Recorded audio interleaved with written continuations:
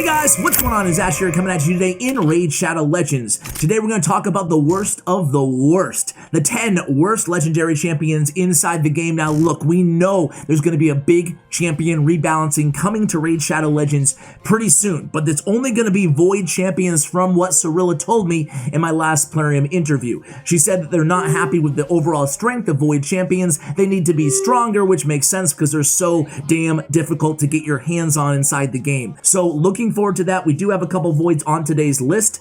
There's a lot more, in my opinion, that need buffs. Inithwi Blood Twin comes to mind. Did not make my list of the worst 10 Void legendaries or legendaries in the game. However, you know, I've been a long time owner of that champion, and for an almost 1800 base attack champion, his multipliers are really crappy. I know a lot of you guys are a fan of that champion. Again, he's not on my list, but there's a lot of Void champions, not just him. Solus is another one. There's a bunch that I do think need buffs, because when you pull a legendary champion, especially a Void legendary champion, it ought to be a game changer for you. They're so difficult to get. 0.5 chance, and Void shards are valued at what, $5 each?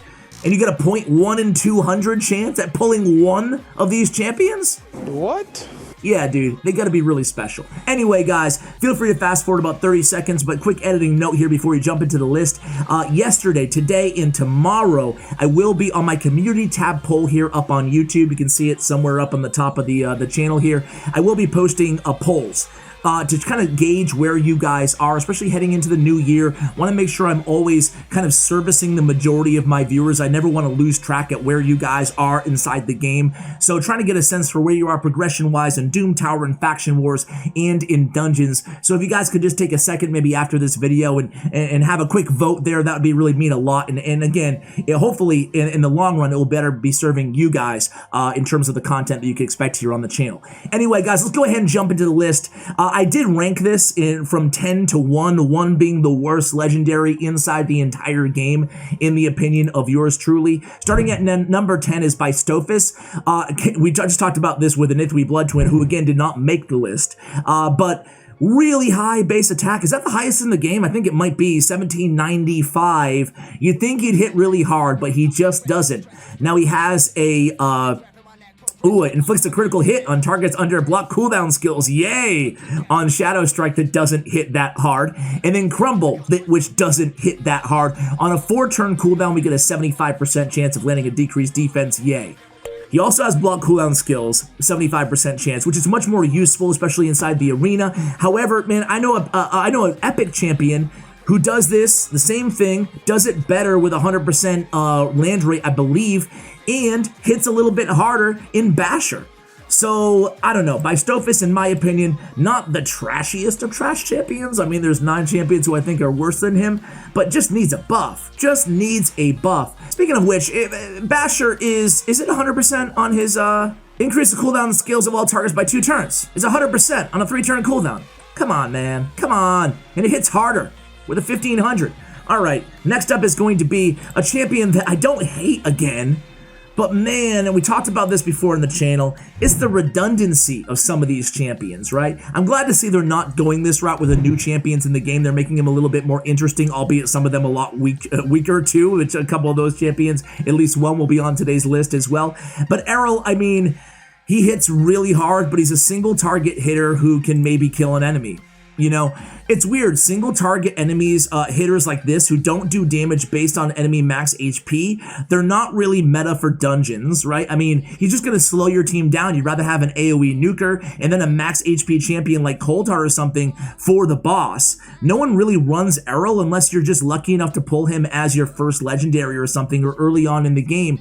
Otherwise, he's a champion who at the time of the release of Raid Shadow Legends was pretty cool. But now with power creep inside the game, there's just so many champions who hit pretty hard.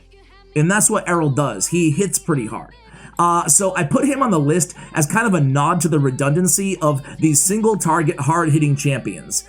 Again, hits hard, especially with negation, can really one-shot people inside the arena, inside, you know, kind of anywhere, I guess, dungeons. But, you know, you never ever see Errol inside the arena unless you're in like gold 3 or 4 and the person that you're facing again, you know, only has 1 or 2 legendaries and they just happen to use him. But he's a pretty squishy champion, obviously. He doesn't bring anything extra to the table at all in terms of, you know, deny revivals or anything special to make him useful other than just hitting pretty hard, which there's plenty of epic champions who do that in the game as well. Heck, there's even a couple rare champions who do that as well. So Errol, again, for the redundancy, he comes in at number 9 on the list. Coming in at number 8 on the list is going to be the new champion, who I actually said you guys should go ahead and consider fusing. But when I said you should consider fusing her, it was with a huge caveat, is that she kind of sucks, you know? Her A2, for people who don't have a champion that has an increased defense or a heal like this, a powerful ability like this on a 3-turn cooldown, very useful, right? I don't care. You can talk shit about, or talk crap about this champion all day, right? But at the end of the day, this ability is useful for a lot of people, right? Has a weaken debuff for 2 turns on all enemies under freeze, whatever. Has a continuous heal, then attacks all enemies under freeze, okay. But most importantly, just the increased defense and the continuous heal on a 3-turn cooldown is useful for some players in the game. However, I mean, legendary, she does feel very epic-y, if you will. And at the end of the day, the 5 times at random on Icicle Barrage, I hope that Plarium considers buffing her. I think that they might, because there's been a huge clamoring from the community, rightfully so, on buffing this Christmas Fusion champion, which is just underwhelming at the end of the day. So I do hope they go ahead and buff Pixneal, maybe make this an AoE attack instead of a 5-time at random attack, and kind of rework this A3 ability, because she's all about freeze. She ought to consistently freeze champions, right? So Pixneal comes in at number 8. Coming in at number 7 is a guy that I'm always complaining about here. One of my first legendary champions in the game, and is Mortu Macabre. This dude only triggers his peril ability when you're going against him in Doom Tower or, you know, campaign or whatever, right? So this dude is the ultimate boss of Raid Shadow Legends, and he feels like anything but that, really, when you use him. Cool, the A2 is actually not bad. It has a block buffs on all enemies. Cool, on a 4-turn cooldown, hits 2 times, doesn't hit very hard. But that's it. This Fiery Rage passive has a 20% chance of unlocking Peril, 20% chance of boosting his turn meter. Dude, put Peril on like a 9-turn cooldown. I don't care. At least he's viable in the arena that way. Or scale back the damage a little bit of Peril. Make it not, not deny or not ignore, shield or block damage buffs. Just, give it a little bit of a nerf maybe and put it on a long cooldown, and it becomes more viable as kind of a one-shot champion who adds extra utility to his kit with the block buffs, at least a niche arena champion. He's already a slow champion, decent HP, and he is an HP-based champion. However, actually it scales on attack first, then HP. Another kind of messed up thing about Mortu Macabre. Granted, he can kill anybody with Peril, but just make it scale off of HP. Why bother having us build him with any attack anyway? Mortu Macabre is, he has some good in his kit, but at the end of the day, I hate the RNG of Peril. How can you build a team around hopefully getting a 20% proc on something, That is Mortu Macabre. Coming in at number 6 is a champion that you guys know. A lot of people call this dude the worst legendary in the game, and I don't feel that way. Hence me putting him at number 6. He's only the 6th worst legendary, guys. Come on, give this dude a break. Listen, Grohawk the Bloodied does hit hard on Unbound Anger, and he gets the turn meter fill for each enemy under decreased speed. That's the good news. The bad news is he only places decreased speed at a 50% chance on 2 enemies. Be really cool if he just filled this champion's turn meter by 20% for each critical hit.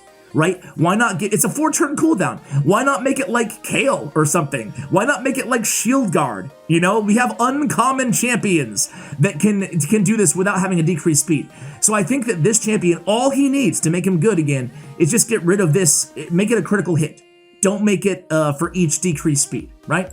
And then on his Lord of War, on a 4-turn cooldown, steals target's turn meter. Really good ability, really useful for Oryx Faction Wars. I leaned on him heavily in Oryx Faction Wars. However, again, it's really just this. Unbound Anger does a decent amount of damage, but get rid of this, Coming in at number 5 is a champion who, Man, this is the guy that I kind of alluded to earlier.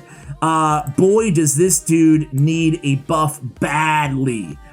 Baron. He's only useful for speed farming Doom Tower, right? With the A1, not even Sky Piercer. A lot of people think that those really fast Doom Tower teams are using Sky Piercer. Sure, it might proc, and if it does, great. But it's really the trample ability. This is very hard hitting. Attacks one enemy, will attack all remaining enemies with any surplus damage if the target is killed. So obviously you need to kill that first target, so you kind of target the enemy at the lowest HP, and usually it's doing 100k plus to all the rest of the enemies. So that's cool, but it's so niche. He's never going to auto his A1. So, I mean, you're using him to flex on speed teams in the early levels of Doom Tower. That's about it. He has a single target on his A2, a single target on his A3, and then Sky Piercer, which is a secret ability, which deals a lot of damage. But again, just like Mortu Macap, it's a secret ability, right? 40% chance to unlock Sky Piercer the next turn, essentially. And then, yeah, I don't know.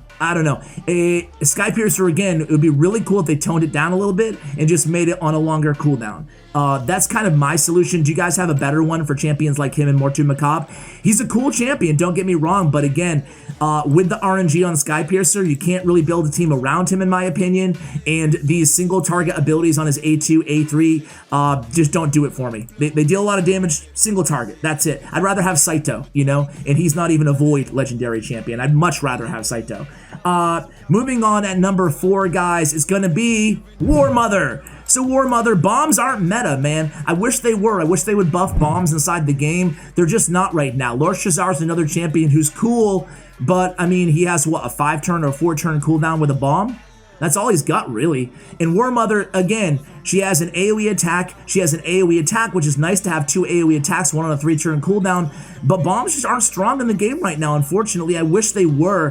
Her multipliers aren't too bad, but they're nothing crazy. She's just kind of a sexy woman without a home, without a role, right? There's really no teams that she synergizes with right now in the game. She definitely needs a buff. I'm sure some of you out there are like, dude, I have all these champions. Thanks a lot, Ash.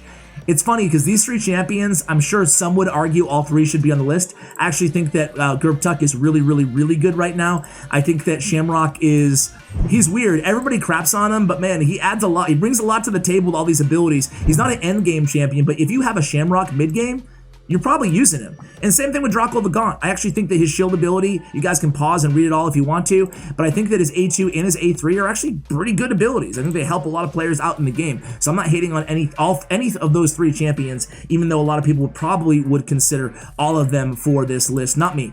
Next up, though, War Chief, number 3. Ooh, War Chief. He's bad, man. He's bad.